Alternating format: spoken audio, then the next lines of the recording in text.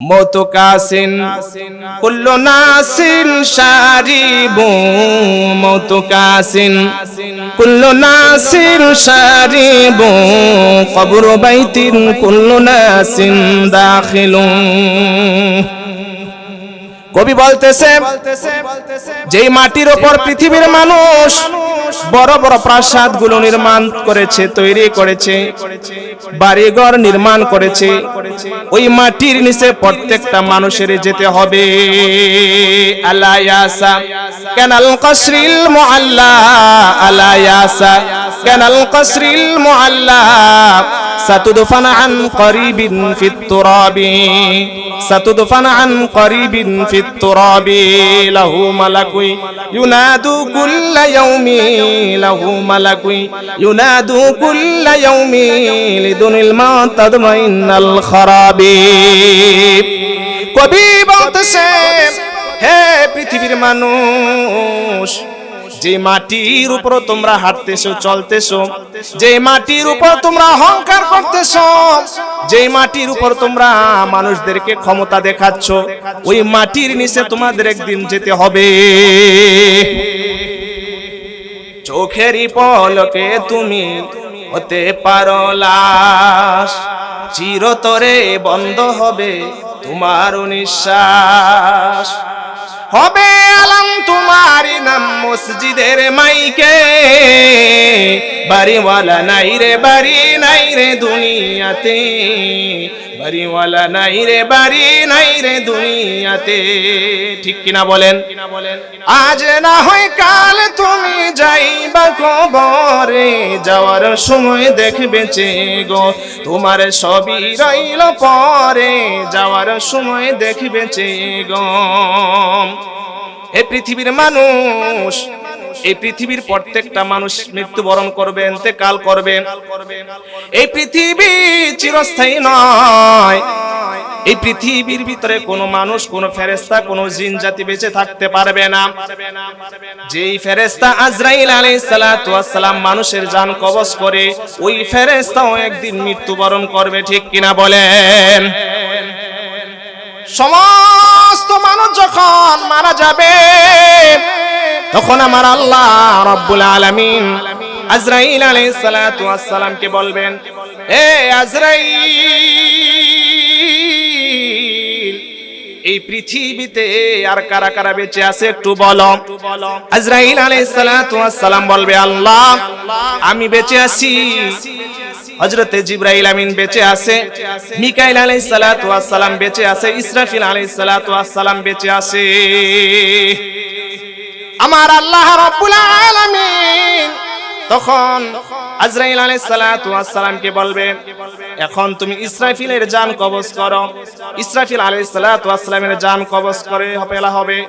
এবার আল্লাহ রাব্বুল আলামিন বললেন, মিকাইল আলাইহিস সালাতু ওয়াস সালামের জান কবজ করে ফেলো। মিকাইল আলাইহিস সালাতু ওয়াস সালামের জান কবজ করে ফেলা হবে। এবার আজরাইল আলাইহিস সালাতু ওয়াস সালামকে উদ্দেশ্য করে বলবে, জিবরাইল আমির জান কবজ করে ফেলো। আজরাইল আলাইহিস সালাতু ওয়াস সালাম জিবরাইল আমিনের জান কবজ করে ফেলবে। এখন আল্লাহ তাআলা বলবেন, এখন কে বেঁচে আছে? তখন হযরতে আজরাইল আলাইহিস সালাতু ওয়াস সালাম বলবে, আল্লাহ আমি বেঁচে আছি আর তুমি বেঁচে আছো। বলেন না সুবহানাল্লাহ। আমার আল্লাহ রাব্বুল আলামিন ওই সময় হযরত আজরাইল আলাইহিস সালাতু ওয়াস সালামকে বলবে, এখন তোমার জান তুমি নিজেই কবজ করো, এখন তোমার জান তুমি নিজে কবজ করো, দেখো তোমার কেমন লাগে। এবার হযরতে আজরাইল আলাইহিস সালাতু ওয়াস সালাম যখন জান কবজ করার জন্য চিন্তা করতে লাগবেন, সে প্রস্তুতি নিতে লাগবেন, তার হাত মুবারক তার বক্ষের ভিতরে রাখবেন জান কবজ করার জন্য। ওই কঠিন সময় আল্লাহর দরবারে চিৎকার মেরে বলবে, আল্লাহ জান কবজ করতে গেলে যে মানুষের এত কষ্ট হয় আমার জানা ছিল না। আমার আল্লাহ রাব্বুল আলামিন বলবেন, হে আজরাইল, এত কথা চলবে না, এখন তোমার নিজের জান কবজ তুমি নিজেই করে ফেলো। এবার আজরাইল আলাইহিস সালাতু ওয়াস সালাম জান কবজ করে ফেলবেন। বাকি থাকবেন শুধু একমাত্র আমার আল্লাহ। বলেন না সুবহানাল্লাহ। এই পৃথিবীতে কোন নবী রাসূলগণ বেঁচে থাকতে পারেন নাই, মানুষ বেঁচে থাকতে পারে নাই, এমনকি আমার দয়াল নবীও ইন্তেকাল করেছেন, ঠিক কিনা বলেন? নবী করিম সাল্লাল্লাহু আলাইহি ওয়াসাল্লামের ক্ষেত্রে কখনো মৃত্যু কথাটা উল্লেখ করা যাবে না, ঠিক কিনা বলেন?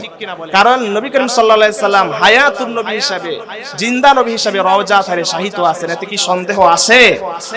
আল আম্বিয়া ওয়া হিয়াউন ফি কুবুরিহিম ওয়া হুম ইউসাল্লুন, পৃথিবীর সমস্ত নবী রাসূলগণ কবর শরীফে তারা জিন্দা অবস্থায় আছে, এমনকি তারা নামাজ আদায় করে। বলেন না সুবহানাল্লাহ। নবী করিম সাল্লাল্লাহু আলাইহি সাল্লাম জীবিত অবস্থায় আছেন, এই ব্যাপারে প্রায় 70টি কিতাব লেখা হয়েছে। কয়টি কিতাব লেখা হয়েছে? 70টি কিতাব। এর ভিতরে একটা প্রসিদ্ধ কিতাব হচ্ছে আল আম্বিয়াউল আসকিয়া বিহায়াতিল আম্বিয়া। এই কিতাবের ভিতরে তিনি, এই কিতাবের মুসান্নিফ আমার নবী দয়াল নবী সাইয়্যিদুল মুরসালিন নবী করিম সাল্লাল্লাহু আলাইহি সাল্লামের জীবিত অবস্থায় যে কবর শরীফে রওজা শরীফে তিনি যে জীবিত অবস্থায় আছেন সেটা সাব্যস্ত করেছেন। বলেন না সুবহানাল্লাহ। আমার নবী হায়াতুন নবী, এতে কোনো সন্দেহ নাই। নবী করিম সাল্লাল্লাহু আলাইহি ওয়াসাল্লামের যখন ইন্তেকালের সময় হয়েছে, যখন ইন্তেকালের সময় হলো, তখন নবী করিম সাল্লাল্লাহু আলাইহি ওয়াসাল্লাম মুমূর্ষ অবস্থায় বিছানার ভিতরে শায়িত আছেন, মুমূর্ষ অবস্থায় বিছানার মধ্যে আছেন। এমন এক সময় হযরতে আজরাইল আলাইহিস সালাতু ওয়াস সালাম তিনি নবী করিম সাল্লাল্লাহু আলাইহি ওয়াসাল্লামের হুজরা মুবারকের দরজার কাছে এসে বলতেছে, ইয়া রাসূলুল্লাহ, ইয়া হাবিবাল্লাহ, আমি কি আপনার ঘরে প্রবেশ করতে পারি? বলেন না সুবহানাল্লাহ। তৃতীয়বার আল্লাহর নবী যখন পারমিশন দেন না, এমন সময় ফাতিমাতুজ জাহরা রাদিয়াল্লাহু তাআলা আনহা তিনি বললেন, আমার বাবার কাছে কে আসছো, আসার কোনো সুযোগ নাই। আল্লাহর নবী দয়াল নবী সাইয়্যিদুল মুরসালিন হাবিবিনা শাফিঈনা নবী পাক সাল্লাল্লাহু আলাইহি ওয়াসাল্লাম হযরতে ফাতিমাতুজ জাহরা রাদিয়াল্লাহু তাআলা আনহাকে বললেন, এ মা ফাতেমা,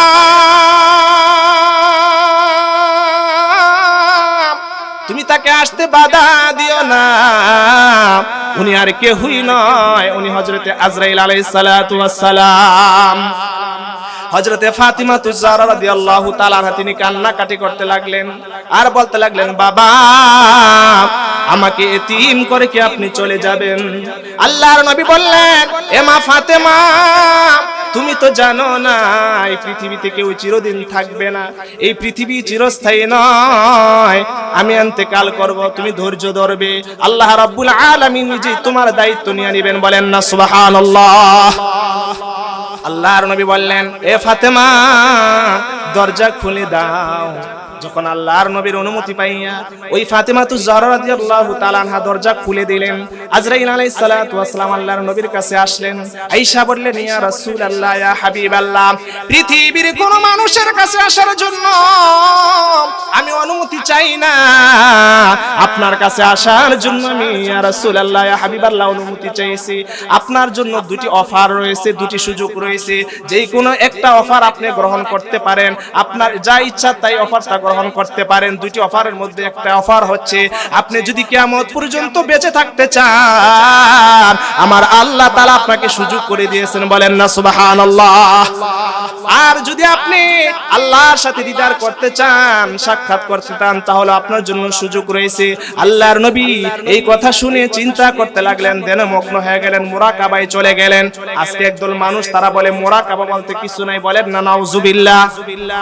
অথচ আল্লাহ তাআলা পবিত্র কোরআনে বলেছেন, আল্লাযীনা ইয়াযকুরুনাল্লাহা কিয়ামান ওয়া কুউদান ওয়া আলা জুনুবিহিম ওয়া ইয়াতাফাক্কারুনা ফি খালকিস সামাওয়াতি ওয়াল আরদ রব্বানা মা খালাকতা হাযা বাতিলান সুবহানাকা ফাকিনা আযাবান নার। বলেন না সুবহানাল্লাহ। আল্লাহ রাব্বুল আলামিন এই আয়াতের ভিতরে বলেছেন মুরাকাবা করার জন্য। আজকে একদল মানুষ তারা মুরাকাবাকে বিশ্বাস করে না, আজকে একদল মানুষ তারা নবী করিম সাল্লাল্লাহু আলাইহি ওয়াসাল্লামের প্রেম ভালোবাসা বিশ্বাস করে না, আজকে একদল মানুষ তারা কোনো মাযহাব মানে না, ঠিক কিনা বলেন? আজকে একদল মানুষ তারা পীর মাশায়েখদেরকে মানে না, আজকে একদল মানুষ সলফে সালেহিনদেরকে মানে না, আজকে একদল মানুষ দুরূদ শরীফ বলতে কিছুই মানে না, আজকে একদল মানুষ দেখা যায় তারা জিকির সম্পর্কে বিশ্বাসই করে না, ঠিক কিনা বলেন?